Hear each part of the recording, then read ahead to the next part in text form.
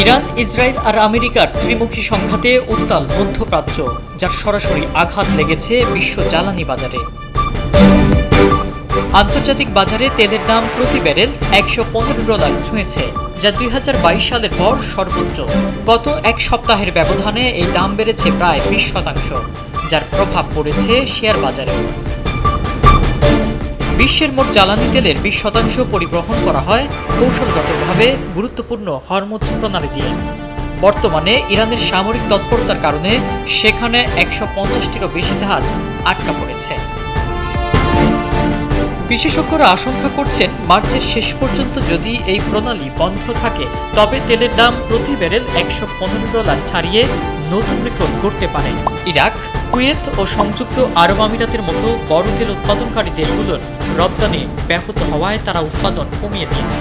পদ্মা সেতু, metro rail এবং elevated expressway নির্মাণের গর্বিত অংশীদার বসুন্ধরা সিমেন্ট। ফলে বিশ্ববাজারে জ্বালানি সংকট আরও ঘনীভূত হচ্ছে। এই সংকটের সরাসরি প্রভাব পড়তে পারে বাংলাদেশেও।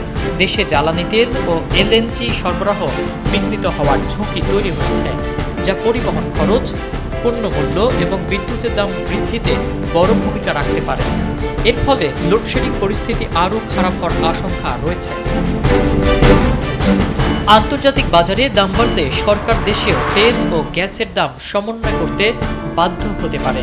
তেলের দাম বাড়লে পণ্য পরিবহন খরচ বেড়ে যাবে, যা নিত্য প্রয়োজনীয় জিনিসের মূল্যস্ফীতিতে চরম চাপ সৃষ্টি করবে।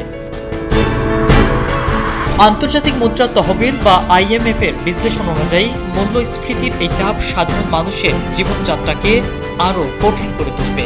বিশ্ববাজারের এই অস্থিরতা এভাবেই চলতে থাকলে বিশ্ববাজারের সাথে দাম সমন্বয় করা ছাড়া পিঠ ঠেকে যাওয়া সরকারের আর কিছুই করার থাকবে না। এক ভয়াবহ অর্থনৈতিক অনিশ্চয়তার মুখে দাঁড়িয়ে এখন গোটা দেশ।